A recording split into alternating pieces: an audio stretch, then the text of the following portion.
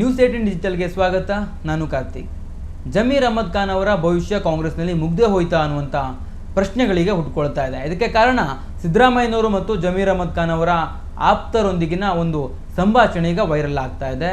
ಅದರಲ್ಲಿ ಸ್ಪಷ್ಟವಾಗಿ ಸಿದ್ದರಾಮಯ್ಯನವರು ಹೇಳ್ತಾರೆ, ನನ್ನ ವಿರುದ್ಧವೇ ಜಮೀರ್ ಕೆಲಸ ಮಾಡಿದ್ದಾನೆ ಅಂತ.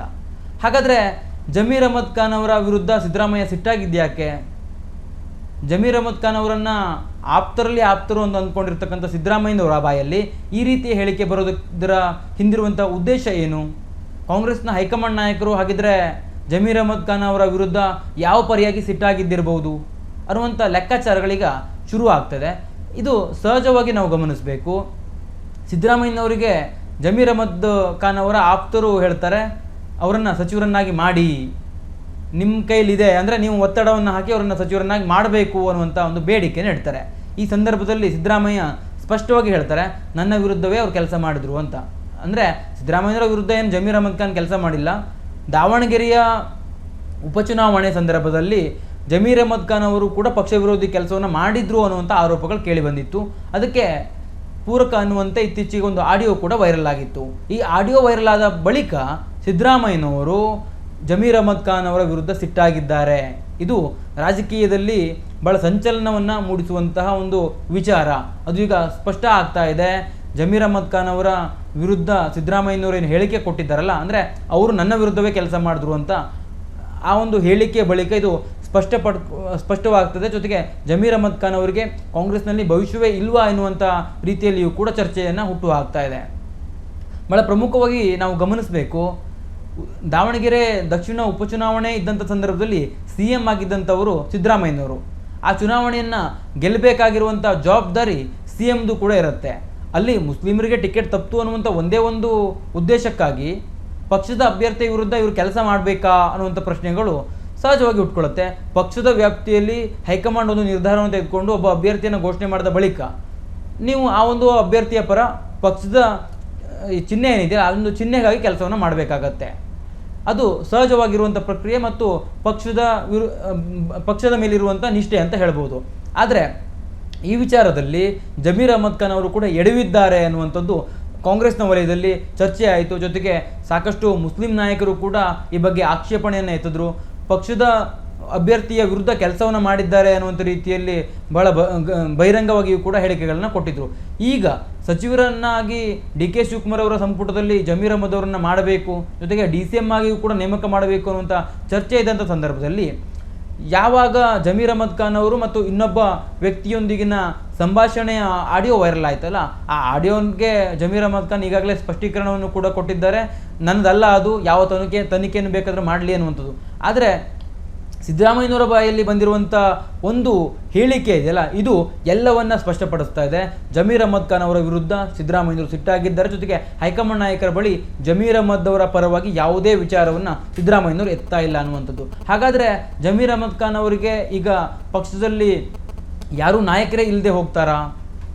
ಈ ಎಲ್ಲ ಲೆಕ್ಕಾಚಾರಗಳು ಬರುತ್ತೆ. ಯಾಕಂದರೆ ಈಗಾಗಲೇ ಸಿದ್ದರಾಮಯ್ಯನವರು ಜಮೀರ್ ಅಹ್ಮದ್ ಅವರ ಪರವಾಗಿ ಸಾಕಷ್ಟು ರೀತಿಯಲ್ಲಿ ಸಾಕಷ್ಟು ಬಾರಿ ಅವರ ಪರವಾಗಿ ನಿಂತಂಥವರು, ಅವರನ್ನು ಹೆಚ್ಚಿನ ಮನ್ನಣೆ ಕೊಡಬೇಕು ಅನ್ನುವಂಥ ನಿಟ್ಟಿನಲ್ಲಿ ಅಭಿಪ್ರಾಯವನ್ನು ಹೊಂದಿರುವಂಥವರು. ಜೊತೆಗೆ ಸಿದ್ದರಾಮಯ್ಯನವ್ರಿಗೋಸ್ಕರವಾಗಿ ಎಲ್ಲ ತ್ಯಾಗಕ್ಕೂ ಸಿದ್ಧ ಇರತಕ್ಕಂಥವರಾಗಿತ್ತು ಜಮೀರ್ ಅಹ್ಮದ್ ಖಾನ್. ಆದರೆ ಜಮೀರ್ ಅಹ್ಮದ್ ಖಾನ್ ಅವರ ವಿರುದ್ಧ ಸಿದ್ದರಾಮಯ್ಯನವ್ರಿಗೆ ಆ ರೀತಿಯಾಗಿ ಅಭಿಪ್ರಾಯ ಬಂದಿದೆ ಅಂತಂದರೆ ಕಾಂಗ್ರೆಸ್ನ ಹೈಕಮಾಂಡ್ ನಾಯಕರು ಜಮೀರ್ ಅಹ್ಮದ್ ಖಾನ್ ಅವರನ್ನು ಯಾವ ರೀತಿಯಾಗಿ ನೋಡ್ಬೋದು, ಯಾವ ರೀತಿಯಾಗಿ ಅವರ ವಿರುದ್ಧ ಸಿಟ್ಟಾಗಿದ್ದಿರ್ಬೋದು ಅನ್ನುವಂಥದ್ದು ಸ್ಪಷ್ಟವಾಗಿ ಗೊತ್ತಾಗ್ತದೆ. ಜೊತೆಗೆ ಜಮೀರ್ ಅವರ ವಿರುದ್ಧ ಅಥವಾ ಅವರಿಗೆ ಪರ್ಯಾಯವಾಗಿ ಮುಸ್ಲಿಂ ನಾಯಕರನ್ನ ಹುಟ್ಟುಹಾಕುವಂಥ ಕೆಲಸವನ್ನು DK ಶಿವಕುಮಾರ್ ಅವರು ಕೂಡ ಮಾಡ್ತಾ ಇದ್ದಾರೆ. ರಿಜ್ವಾನ್ ಅರ್ಷದ್ ಇರ್ಬೋದು, ಸಲೀಂ ಅಹಮದ್ ಇರ್ಬೋದು, ಈ ರೀತಿಯ ಬೇರೆ ಬೇರೆ ಮುಸ್ಲಿಂ ನಾಯಕರನ್ನು ಮುನ್ನೆಲೆಗೆ ತರುವಂಥದ್ದು, ತನ್ವೀರ್ ಸೇಠ್ ಅವರನ್ನು ಸಂಪುಟದಲ್ಲಿ ಸೇರಿಸ್ಕೊಳ್ಬೇಕು ಅನ್ನುವಂಥ ಆಸಕ್ತಿಯನ್ನು DK ಶಿವಕುಮಾರ್ ಅವರು ಹೊಂದಿದ್ದಾರೆ.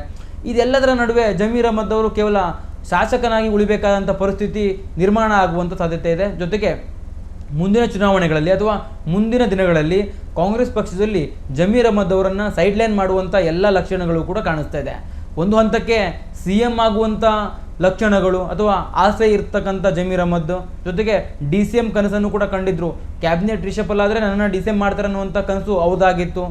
ಡಿ ಕೆ ಶಿವಕುಮಾರ್ ಅವರ ಸಂಪುಟದಲ್ಲಿ ಏನಾದರೂ ಒಂದಕ್ಕಿಂತ ಹೆಚ್ಚು DCM ಹುದ್ದೆಯನ್ನು ಸೃಷ್ಟಿ ಮಾಡಿದ್ರೆ ಅದರಲ್ಲಿ ಮುಸ್ಲಿಂ ಕೋಟದಲ್ಲಿ ನನ್ನನ್ನೇ ಆಯ್ಕೆ ಮಾಡಬೇಕು, ನನಗೆ ಹೊರತಾಗಿರುವಂಥ ನಾಯಕರು ಯಾರಿದ್ದಾರೆ ಅನ್ನುವಂಥ ರೀತಿಯಲ್ಲಿ ಜಮೀರ್ ಅಹ್ಮದ್ ಅವರಿದ್ದರು. ಅಂದರೆ ಆ ಪರಿಯಾಗಿರುವಂಥ ನಾಯಕನೂ ಕೂಡ ಆಗಿದ್ದರು. ಆದರೆ ಮಾಡಿರುವಂಥ ಒಂದೇ ಒಂದು ತಪ್ಪು, ಅಥವಾ ಆ ಒಂದು ತಪ್ಪು ಅಂತ ಅವರ ನಾಯಕರಲ್ಲಿ ಅನಿಸಿರುವಂಥ ಕಾರಣಕ್ಕಾಗಿ ಈಗ ಜಮೀರ್ ಅಹ್ಮದ್ ಅವರಿಗೆ ಕಾಂಗ್ರೆಸ್ನಲ್ಲಿ ಭವಿಷ್ಯವನ್ನು ಹುಡ್ಕೊಳ್ಬೇಕಾದಂಥ ಅನಿವಾರ್ಯತೆ ಇದೆ. ಜೊತೆಗೆ ಇದನ್ನು ಯಾವ ರೀತಿಯಾಗಿ ಅವರು ಕಾಂಗ್ರೆಸ್ನ ಹೈಕಮಾಂಡ್ ನಾಯಕರ ಮೂಲಕವಾಗಿ ಸರಿಪಡಿಸ್ಕೊಳ್ತಾರೆ ಅನ್ನೋದನ್ನು ಕಾದು ನೋಡಬೇಕು. ಈಗಾಗಲೇ KC ವೇಣುಗೋಪಾಲ್ ಅವರ ಜೊತೆಗೆ ಜಮೀರ್ ಅಹ್ಮದ್ ಖಾನ್ ಸಾಕಷ್ಟು ಉತ್ತಮ ಸಂಬಂಧವನ್ನು ಹೊಂದಿದ್ದಾರೆ. ಕೇರಳದ ಚುನಾವಣೆ ಸಂದರ್ಭದಲ್ಲಿ ಜಮೀರ್ ಅಹ್ಮದ್ ಅಲ್ಲಿ ಹೋಗಿ ಒಂದಿಷ್ಟು ಪ್ರಚಾರವನ್ನು ಮಾಡಿದರು.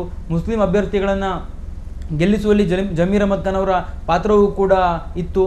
ಇದನ್ನು KC ವೇಣುಗೋಪಾಲ್ ಅವರು ಕೂಡ ಸಚಿವರನ್ನಾಗಿ ಮಾಡಬೇಕು ಅನ್ನುವಂಥ ಒಂದು ಜಮೀರ್ ಅವರನ್ನು ಸಚಿವರನ್ನಾಗಿ ಮಾಡಬೇಕು ಅನ್ನುವಂಥ ಚರ್ಚೆ ಬಂದಂಥ ಸಂದರ್ಭದಲ್ಲಿ ಪ್ರಸ್ತಾಪವನ್ನು ಕೂಡ ಮಾಡಿದ್ರಂತೆ. ಆದರೆ ಅದೆಲ್ಲದಕ್ಕಿಂತ ಮಿಗಿಲಾಗಿದ್ದು ಯಾವುದು ಅಂತಂದರೆ ಜಮೀರ್ ಅಹ್ಮದ್ ಅವರು ದಾವಣಗೆರೆಯಲ್ಲಿ ಪಕ್ಷ ವಿರೋಧಿ ಚಟುವಟಿಕೆಯನ್ನು ಮಾಡಿದ್ದಾರೆ ಅನ್ನುವಂಥ ಆರೋಪ. ಆ ಆರೋಪದಿಂದ ಅವರು ಹೇಗೆ ಮುಕ್ತರಾಗ್ತಾರೆ? ಸಿದ್ದರಾಮಯ್ಯನವರ ಬಾಯಲ್ಲಿ ಈಗ ಈ ರೀತಿ ಹೇಳಿಕೆ ಬಂದಿರುವಂಥ ಕಾರಣಕ್ಕಾಗಿ ಇದು ಕೇವಲ ಚಿಕ್ಕ ವಿಚಾರ ಅಂತ ಅನಿಸೋದಿಲ್ಲ. ಅದು ಕಾಂಗ್ರೆಸ್ನ ಹೈಕಮಾಂಡ್ ಸೂಕ್ಷ್ಮವಾಗಿ ಗಮನಿಸಿರುತ್ತೆ. ಜೊತೆಗೆ ಪಾರ್ಟಿ ಮ್ಯಾನ್ ಆಗಿರುವಂಥ ಸಿದ್ದರಾಮಯ್ಯನವರು ಇದನ್ನು ಜಮೀರ್ ಅಹ್ಮದ್ ಖಾನ್ ಅವರ ಪರ ಏನಾದರೂ ನಿಂತಹ ಸಂದರ್ಭದಲ್ಲಿ ಪಕ್ಷ ಸಿದ್ದರಾಮಯ್ಯನವರ ಮೇಲೆಯೂ ಕೂಡ ಬೇರೆ ರೀತಿಯ ಭಾವನೆಯನ್ನು ಹೊಂದಬಹುದು. ಈ ಒಂದು ಕಾರಣಕ್ಕಾಗಿ ಸ್ಪಷ್ಟವಾಗಿರುವಂಥ ನಿಲುವನ್ನು ಸಿದ್ದರಾಮಯ್ಯನವರು ತೆಗೆದುಕೊಂಡಂತೆ ಕಾಣಿಸ್ತಾ ಇದೆ. ಒಟ್ಟಾರೆಯಾಗಿ DCM ಆಗಬೇಕು, CM ಆಗಬೇಕು ಅಂತ ಕನಸನ್ನು ಹೊಂದಿರುವಂಥ ಜಮೀರ್ ಅಹ್ಮದ್ ಖಾನ್ ಅವರಿಗೆ ದಾವಣಗೆರೆಯ ಉಪಚುನಾವಣೆ ಇದೆಯಲ್ಲ, ಅದು ಸಾಕಷ್ಟು ಹಿನ್ನಡೆಯನ್ನು ತರಿಸಿದೆ. ಅಲ್ಲಿ ಅವರು ಪಕ್ಷ ವಿರೋಧಿ ಚಟುವಟಿಕೆಯನ್ನು ಮಾಡಿದ್ದಾರೆ ಎನ್ನುವಂಥ ಆರೋಪಗಳು ಕೇಳಿ ಬಂದಿರುವಂಥ ಕಾರಣಕ್ಕಾಗಿ ಕಾಂಗ್ರೆಸ್ ಪಕ್ಷದಲ್ಲಿ ಜಮೀರ್ ಅಹ್ಮದ್ ಖಾನ್ ಅವರು ಮುಂದಿನ ಭವಿಷ್ಯವನ್ನು ಹೇಗೆ ಹುಡ್ಕೊಳ್ತಾರೆ ಅನ್ನುವಂಥ ರೀತಿಯಲ್ಲಿ ಈಗ ಪ್ರಶ್ನೆಗಳು ಮತ್ತು ಚರ್ಚೆಗಳು ಶುರುವಾಗಿದೆ. ಕ್ಯಾಮ್ರಾ ಪರ್ಸನ್ ಶ್ರೀನಿವಾಸನ ಜೊತೆ ಕಾರ್ತಿಕ್, ನ್ಯೂಸ್ 18 ಕನ್ನಡ, ಬೆಂಗಳೂರು. ನಿರ್ಭೀತ, ನಿಷ್ಪಕ್ಷಪಾತ, ವಿಶ್ವಾಸಾರ್ಹ ಸುದ್ದಿಗಳಿಗೆ ಮತ್ತೊಂದು ಹೆಸರಾಗಿರುವ ನ್ಯೂಸ್ 18 ಕನ್ನಡ ಈಗ ಆಪ್ನಲ್ಲೂ ಲಭ್ಯವಿದೆ. ದಯವಿಟ್ಟು ಇಲ್ಲಿರುವ QR ಕೋಡ್ ಅನ್ನು ಸ್ಕ್ಯಾನ್ ಮಾಡಿಕೊಂಡು ಆಪ್ ಡೌನ್ಲೋಡ್ ಮಾಡೋದಕ್ಕೆ ಮರಿಬೇಡಿ. ನಿಮ್ಮ ಬೆಂಬಲ ಹೀಗೆ ಸದಾ ನಮ್ಮೊಂದಿಗಿರಲಿ. ಧನ್ಯವಾದ.